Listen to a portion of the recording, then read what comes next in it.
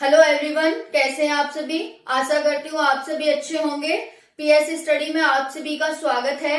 PSC study पर NCERT classes चल रही हैं, जिसमें कि आज हम पॉलिटी की एनसीईआरटी करेंगे। चैप्टर नंबर 3 हमने ज्योग्राफी क्लास 6 पूरी पढ़ ली है। अब हमने राज्य व्यवस्था स्टार्ट किया क्लास 6 की एनसीईआरटी की, जिसमें कि आज हमारा चैप्टर नंबर 3 है। चैप्टर नंबर 3 क्या है?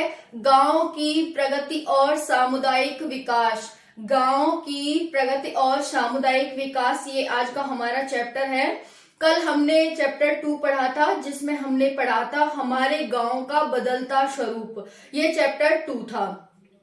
तो आज हम चैप्टर 3 पढ़ने वाले हैं। सभी एग्जाम के लिए इंपॉर्टेंट होता है, क्लास 6 से 12th क्लास एंड सभी कॉम्पिटिटिव एग्जाम के लिए। ओके, तो सभी को ध्यान से इस क्लास को सुनना है, समझना है। क्लास 6 से 12th के लिए तो इम्पोर्टेंट ये होता ही है, कॉम्पिटिटिव एग्जाम के लिए भी होता है, क्योंकि जब हम 6th 7th 8th में होते हैं तो इतना ध्यान नहीं देते हैं और हमारा बेस कमजोर रह जाता है। इसीलिए आप सभी को ये क्लासेस देखनी है, जिससे कि आपकी नींव मजबूत होगी, तो आप आगे कुछ अच्छा बन सकते हैं, कुछ अच्छा कर सकते हैं और जॉब भी आपको जल्दी मिल जाएगी इन सभी क्लासेस के माध्यम से। तो हम अपनी क्लास 3 स्टार्ट करते हैं। ये क्लास बहुत ही इंटरेस्टिंग होने वाली है। इसमें हम क्या, क्यों, कब, कैसे, कहाँ, इन सारे क्वेश्चनों के आंसर जानने वाले हैं। तो साथ ही ये क्लास आप सभी के लिए बहुत ही इंपॉर्टेंट होने वाली है। इस क्लास को आपको ध्यान से सुनना है, समझना है और जो भी डाउट रहता है उसको आपको पूछना है, ठीक है। तो हम अपनी क्लास को स्टार्ट करते हैं। चैप्टर नंबर 3 है पॉलिटी, राज्य व्यवस्था का, गांव की प्रगति और सामुदायिक विकास। गांव की प्रगति और सामुदायिक विकास, ये हमारा चैप्टर 3 है। ओके, तो हम अपनी चैप्टर 3 को स्टार्ट करते हैं। गांव की प्रगति। गांव की प्रगति, जैसा कि यहाँ पर लिखा हुआ है, गांव की प्रगति कैसे होती है? हम किसी में भी जब भी सक्सेसफुल हो सकते हैं, किसी भी काम में, जब हम उसमें आने वाली बाधाओं को पता लगा लेंगे, है ना। हम किसी भी काम में तभी सक्सेसफुल हो सकते हैं जब हम उसका अच्छाई और बुराई दोनों का हमें ज्ञान होगा, तो है ना। तो इसमें कहा गया है कि गांव की प्रगति हम कैसे कर सकते हैं। हमने कल देखा कि हमारे गांव में कितनी समस्याएं हैं, है ना। हमारे गांव है वो उनका कोई भी स्ट्रक्चर नहीं है, वो किसी तरह से रैंडमली बसे हुए हैं, कोई भी उनका अच्छे से मैनेजमेंट नहीं हो रहा है। हमने ये सब कल देखा था।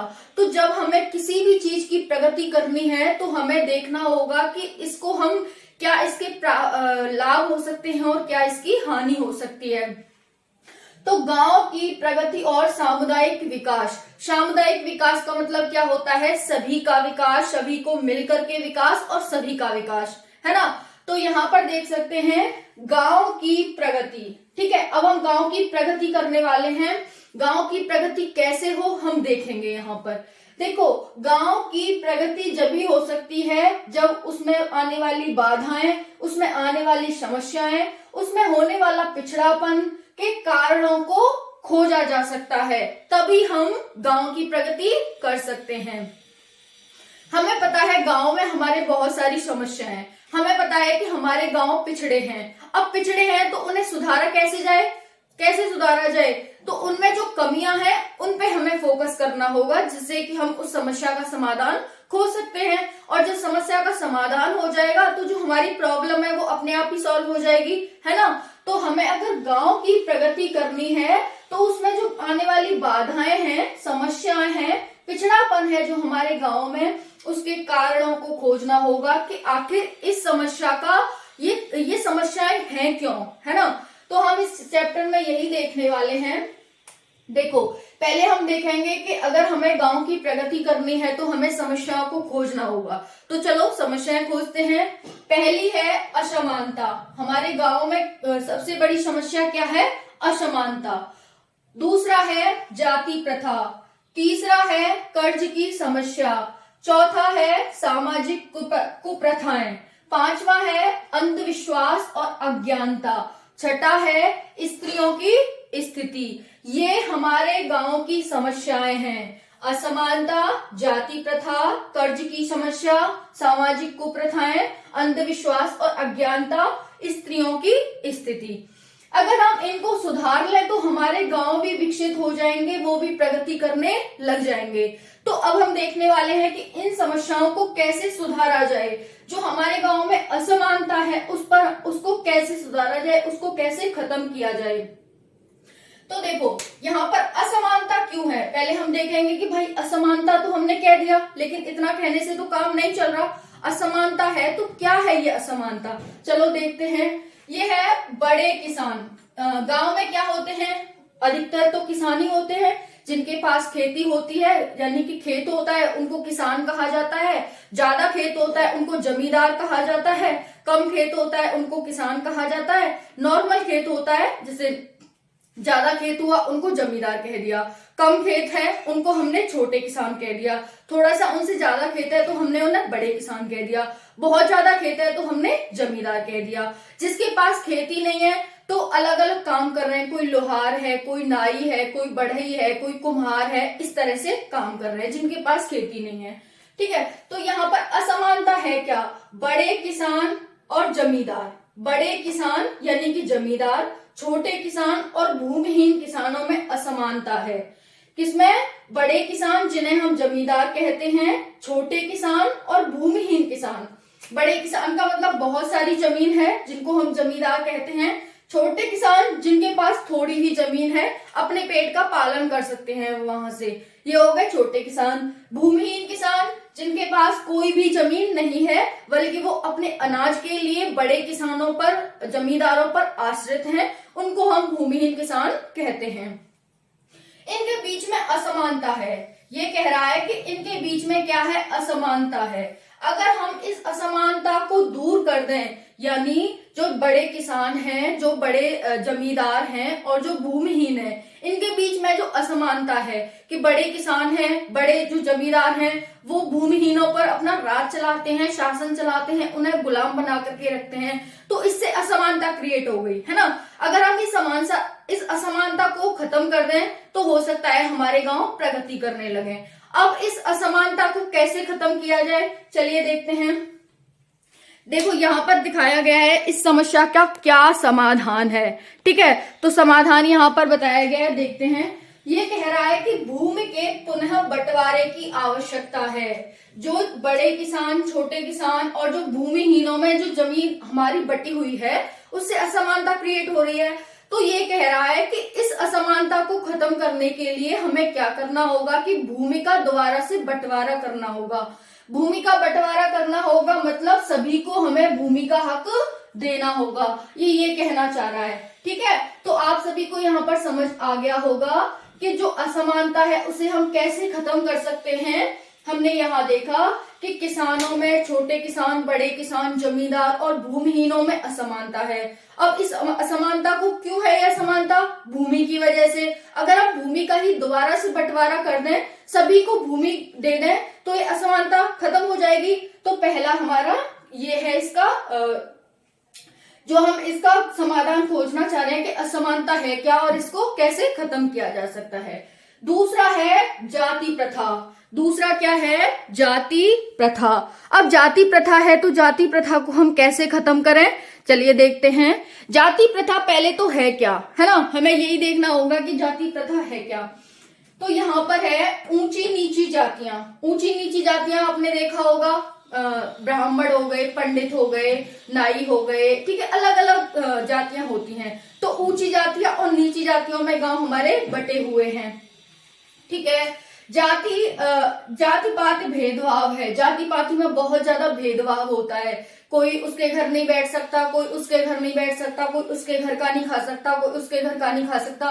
तो इस तरह से जाति पाति का भेदभाव होता है गाँव में। ठीक है, फिर इससे क्या हो रहा है, देश हमारा कमजोर हो रहा है, क्योंकि देश किससे मिलकर के बना है, गांव से मिलकर के बना है। और महात्मा गांधी ने तो कहा था कि अगर हमें देश को विकसित करना है तो हमें पहले गांव को विकसित करना होगा। लेकिन गांव में ये इतनी बड़ी समस्याएं हैं तो हमारा देश कैसे विकसित होगा, नहीं हो सकता। इसीलिए हमें क्या करना होगा कि जो ऊंची नीची जातियां हैं, जो जाति पाति का भेदभाव है, इसी को हमें खत्म करना होगा। ठीक है, जिससे कि हमारा देश जो कमजोर हो रहा है इन समस्याओं से मजबूत हो सके और वो प्रगति कर सके।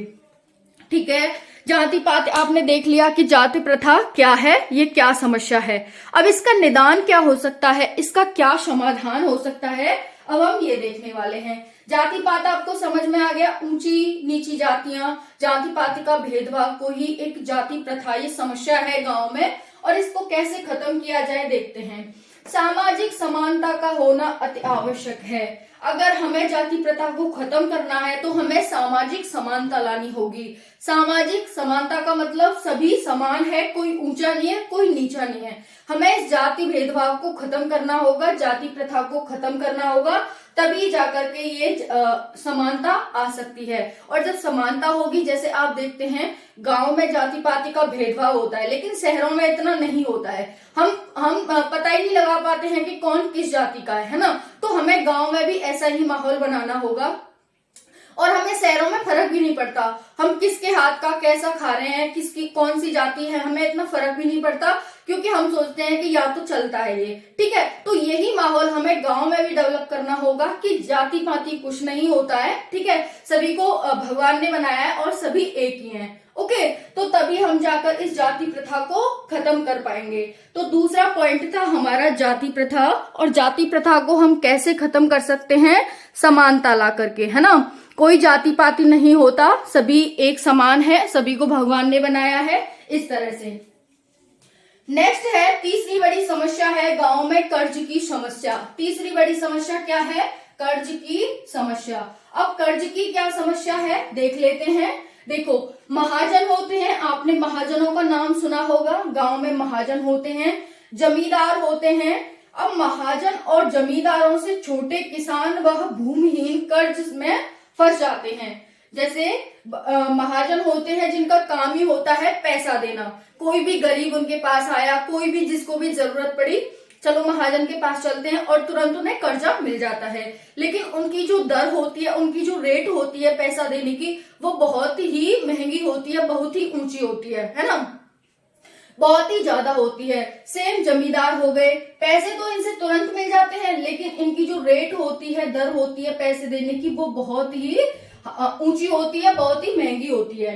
तो महाजन और जमींदारों से छोटे किसान व भूमिहीन किसान कर्ज लेते हैं और कर्ज के जाल में फंस जाते हैं। जब कोई इंसान डेली कमा रहा है, डेली खा रहा है, ठीक है, बट एक दिन वो क्या करता है, बहुत सारा अमाउंट, बहुत सारा पैसा ले लेता है किसी से। ठीक है, अब वो इंसान तो डेली खाने वाला, डेली कमाने वाला था, अब उसने जो कर्जा लिया है वो किसी से 1 लाख 1.5 लाख कर्जा ले लिया। अब वो उसे कैसे चुकाएगा बताओ। तो वो तो कर्ज के जाल में फंसता जाएगा, और जब कर्ज के जाल में फंसता जाता है तो यही एक कर्ज की समस्या है गांव में, है ना।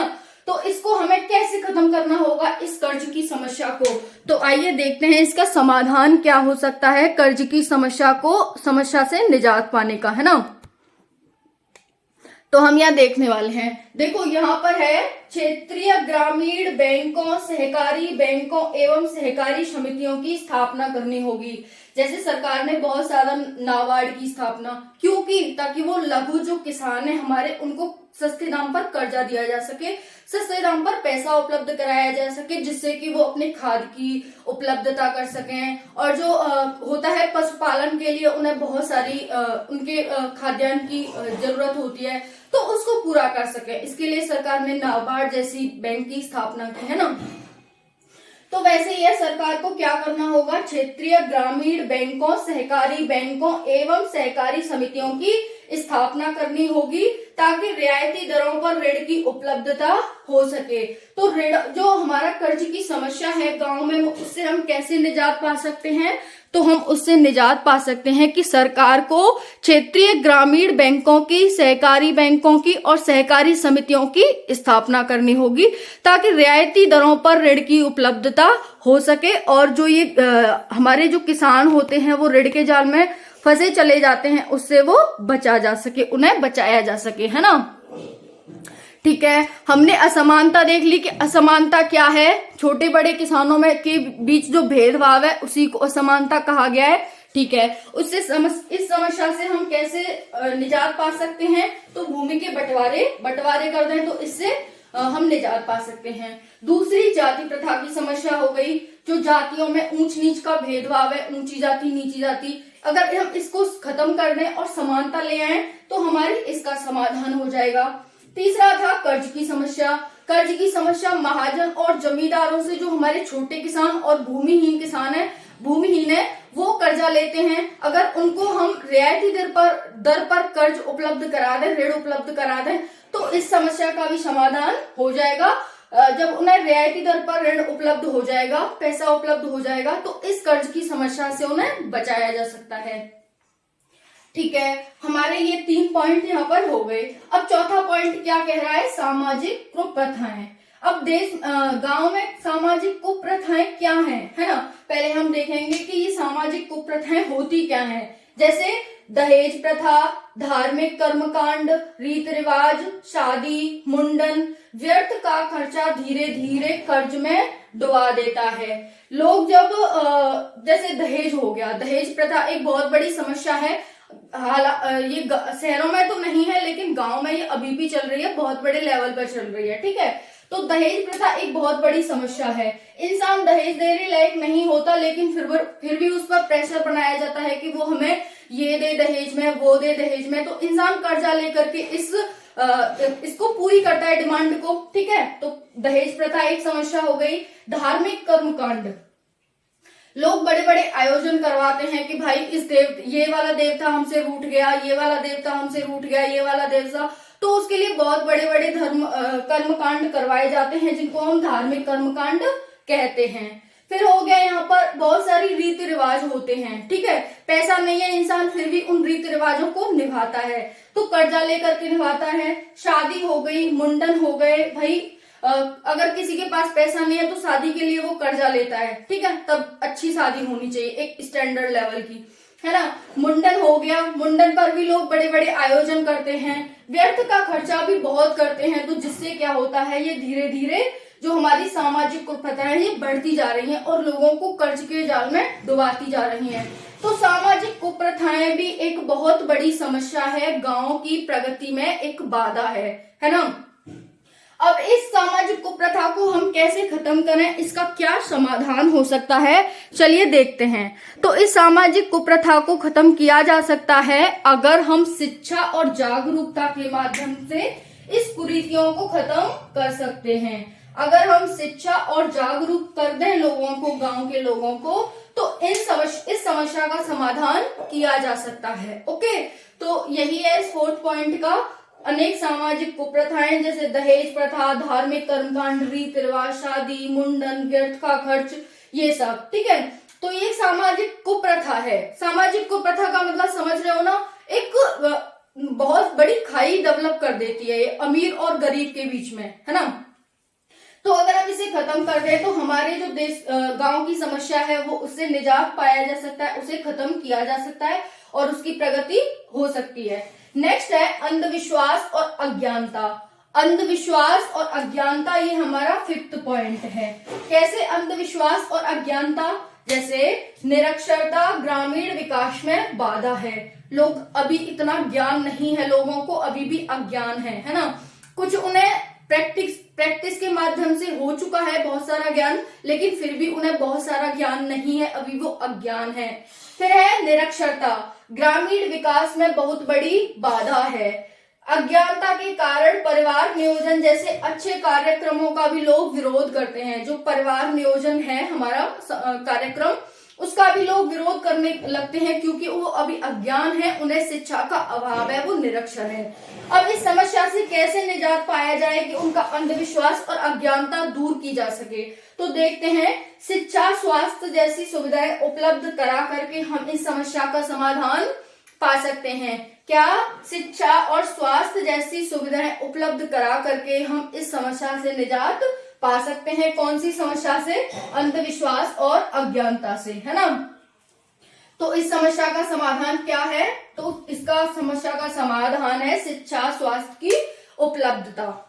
नेक्स्ट है हमारा पॉइंट 6, स्त्रियों की स्थिति। गांव में स्त्रियों की स्थिति कैसी है आप सभी जानते होंगे। शहरों में भी है ये समस्या, गांव की तो बात ही अलग है। तो स्त्रियों की स्थिति समानता के अधिकार से वंचित हैं। जो स्त्रियां हैं वो समानता के अधिकार से वंचित हैं। आप सभी जानते हैं किस तरह से लड़के और लड़कियों में भेदभाव होता है। नेक्स्ट है शिक्षा से वंचित हैं, समानता के अधिकार से वंचित हैं स्त्रियां, शिक्षा के अधिकार से वंचित हैं, जबकि परिवार की जो नींव होती है वो स्त्री पर ही डिपेंड होती है, वही उसकी नींव का निर्माण करती है। जैसा वो नींव का निर्माण करेगी वैसी ही आगे जाके वो फलीभूत होगी, है ना। तो यहाँ पर देख सकते हैं स्त्री को पिछड़ा रखना यानी कि आदि जनसंख्या को पिछड़ा रखना। आदि जनसंख्या को पिछड़ा रखना आगे वाले भविष्य को, आगे वाले बच्चों को, आगे वाला जो देश का भविष्य है उसको पिछड़ा रखना, है ना। तो एक तरह से अभी आदि जनसंख्या है, अब आदि जनसंख्या और पैदा करेगी जनसंख्या को, तो यानी कि आने वाली जनसंख्या भी हमारी पिछड़ी रहने वाली है, वो भी निरक्षर रहने वाली है, वो भी अज्ञानता से भरी हुई होगी। तो यहाँ पर देख सकते हैं कि भावी भविष्य को अंधकार में रखने जैसा है स्त्रियों को अंधकार में रखना, स्त्रियों को शिक्षा नहीं देना, समानता का अधिकार नहीं देना, ठीक है, और उन्हें एक सदस्य के रूप में न मानना, ठीक है। तो ये सारी क्या है, स्त्रियों को एक अंधकार के रूप में रखना यानी कि आने वाली पीढ़ी को अंधकार के रूप में रखना। तो ये हमारे गांव में 6 समस्या हैं: असमानता, जाति प्रथा, कर्ज की समस्या, सामाजिक कुप्रथाएं, अंधविश्वास और अज्ञानता, स्त्रियों की स्थिति। अब स्त्रियों की स्थिति को ठीक कैसे किया जा सकता है? शिक्षा दे करके उन्हें शिक्षा उपलब्ध कराएं, समानता का हक दें उन्हें,